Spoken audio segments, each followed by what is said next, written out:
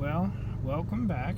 I've just been going over a couple of notes that I've been writing on the next topic that I was going to be doing, which was pornography, and just going over checking some things.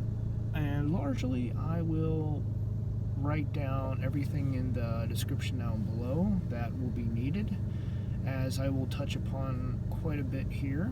I don't really want to put the sources out in the video, but I will put them down in the bottom for you to check out. There is a lot here, and I would recommend going to check other sources out as well, because let's just say some people are more into scriptures with how to deal with issues, while others are not. And that is important, but it's also personal. Now, if you're wanting sound and practical advice, there are other places to go to. I would have to say the medical field has quite a few professionals who can offer different thoughts on how to deal with some of this stuff. I say that because pornography is like a drug, in the sense where there are chemicals in your body that are involved in attaching, in desiring, and in, I guess, what the Bible calls lust, where you can become inflamed with lust and passions and desires and all of that. So there is a chemical side to all of this, and not just simply a scriptural side to all this. And if you listen to many pastors and preachers out there, they talk about scriptures, and that's what they go to primarily, which, again, it's not bad, but the medical side is completely devoid and barely ever mentioned, if it's ever mentioned at all. There are health issues and concerns here that matter. The implications of what is in your life also matter, because that determines quite a bit, including what you are struggling with, what you're stuck on, and quite a bit of that will change as time goes on, but it's better to recognize them now so you can make the appropriate changes when you have the time, rather than when you are forced to confront them and deal with them. Like, for example, recognizing and growing aware to some of the trends that are happening now, and some of the sources that are available freely in dealing with them, versus dealing with years of being stuck in porn after being married. The consequences are a lot more severe. I guess that's what I'm trying to say. The consequences become a lot more severe as time goes on. Alright, so the definition of what porn is basically ties in with not just simply, nudity, but it's like, it's not even really necessarily artistic. It's like sensual stuff that is designed to incite someone on a sexual level. Generally, there would be nudity involved, but that's not always the case. If it's not nudity, it would be like sexual acts and stuff. And it's not always going to be, I guess the medium itself doesn't really matter. It could be pictures, it could be videos, it could be words and descriptions. Women are big into that sort of thing, with like romance novels being honestly like a daily bestseller or yearly bestseller, and you can check out on stuff like that. It's addictive because it hits women in a way that it does not with men, for the most part. I would just say that the differences between men and women on what they're either weak to or what they like do also differ, because how they intake a lot of this is vastly different. Now, as far as what it is and the definition, I want to say that, let me see here. I want to say that the effects are the next part of the topic there, with the fact that your view on the opposite, and in some cases the same sex, will change. And it's not just, it changes longer with the usage, and with that also comes an increased amount of time, consumption. That is something that is easily understood, and honestly most people already know that. However, what most people can't see is the fact that the longer you use something, the deeper you'll go, and the more you'll get invested in it. And this is pretty much with anything. This isn't just simply with porn. Anything that you love, anything that you get addicted to, and anything that you become invested in, you generally spend more time and resources and energy on. So watching the time that you spend can be a preventive measure against this as well. More in the sense of you becoming worried over what you're doing and how far you're going in a particular area. If you're into using sex toys, for example, that's something that's needed, so you're not so you're putting restrictions and boundaries up so that you can try to protect yourself as best you can. That's just an example right there. Now, so aside from your view changing and your consumption changing,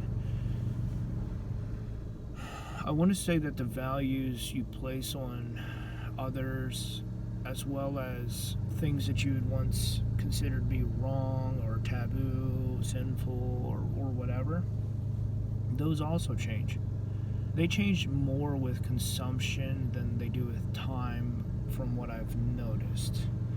That's not really a good thing, and I don't think that's natural, but change itself is natural. But how things change may not always be natural. I hope that makes sense.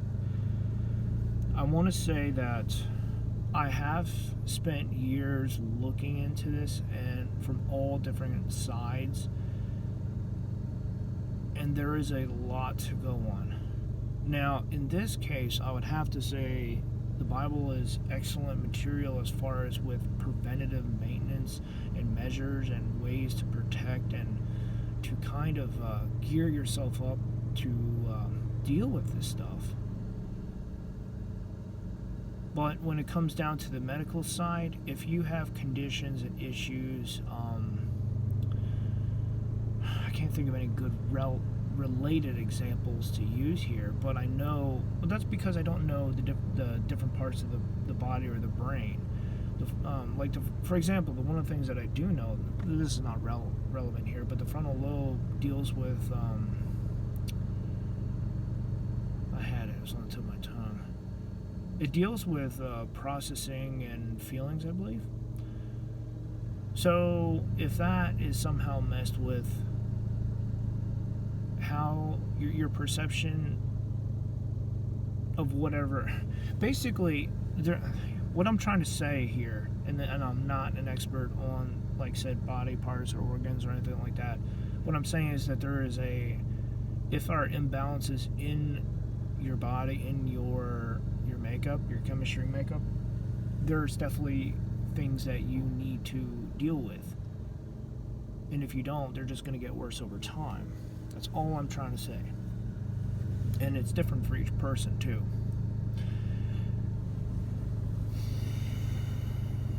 So, the last part that I wrote down was basically, like, how you should handle it. Now, I don't exactly have advice for those who are married, simply because I'm not married and I don't have any experience I don't have any experience there. I just have what other people have told me over time. Some of that is, well, I'll just go over that last. Well, okay, so for the most part, preventative measures are the number one thing that you want to focus on, so that you can work to keep yourself safe and keep things that you do not want out of your life. And that includes stuff that you know are going to harm you, that you're weak to. And honestly, the farther it is away, the less likely you're going to be tempted or to fall back into old habits or whatever. So, like, the farther it's away, the safer you are. Outside of that, obviously there's counseling and help if you are stuck and you need something that is wrong or unhealthy broken and removed from your life. Yeah, it's painful, but it's better to deal with it now than later when it's worse. Prime example, and this is a different scenario, but it's effectively the same. If your bone gets broken and it needs to be reset because it did not set properly, you would rather go through the pain of fixing it now rather than being crippled for the rest of your life. Let me see what else. So, this is very controversial right here, but people have talked about masturbating on both sides of it being like a good way to handle versus it being a poor way to handle it. So I don't want to talk about that in the way that other people normally do, but I will offer my thoughts as well as pros and cons on that. Honestly, I think that it's natural, but it is abused in today's world where I want to say there's a lot of attention focused on that, in particularly with porn and advertisements. So if they can get you hooked into masturbating, they can reel you into using their products to, basically masturbate too. So what I've written down, I will go over briefly, where I don't think, it offers immediate release and it helps alleviate whatever urges or emotional issues you're dealing with right then and there, but it ultimately lacks what is needed in order to permanently keep other issues at bay, to keep them away. So it's basically temporary relief. It doesn't permanently get rid of the things that you may be struggling or dealing with. Now, I do want to say that it is also addictive in its nature, just because there are chemicals involved. When you release, there's chemicals that are involved. So it's kind of a high, so to speak. And that right there is one of the it's the biggest source of addiction that is tied to masturbation, unfortunately. So that's why it's best to not go to that first, and it's best to not advertise that, because it in itself is an addiction, unfortunately.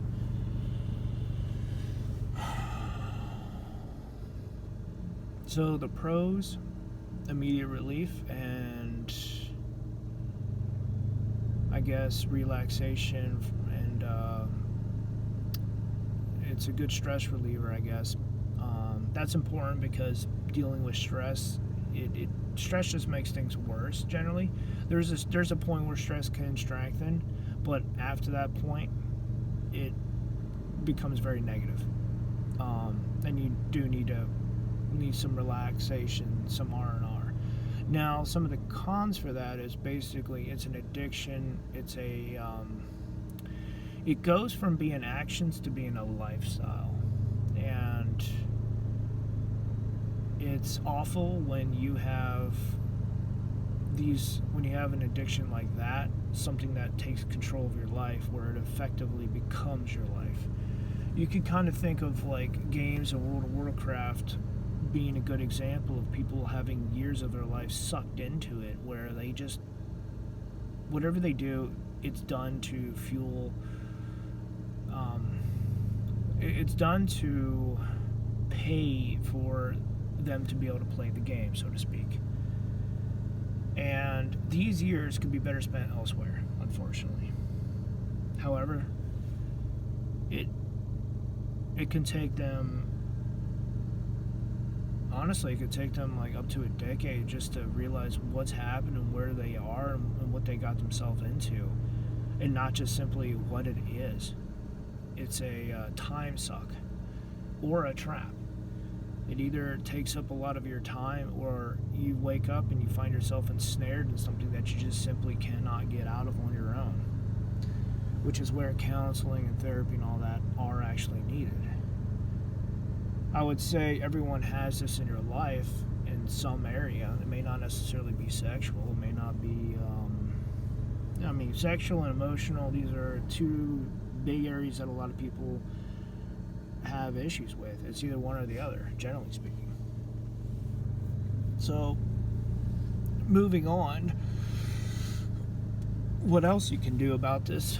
And this is, I want to say, the very last solution that you can do, just because it's more permanent, and that's basically love dolls or sex dolls or sex toys. I don't really want to say sex toys is an answer, but from what I've seen in my own experience within BDSM communities, if the right attention and care and boundaries are placed, these toys, the toys themselves, can be used to help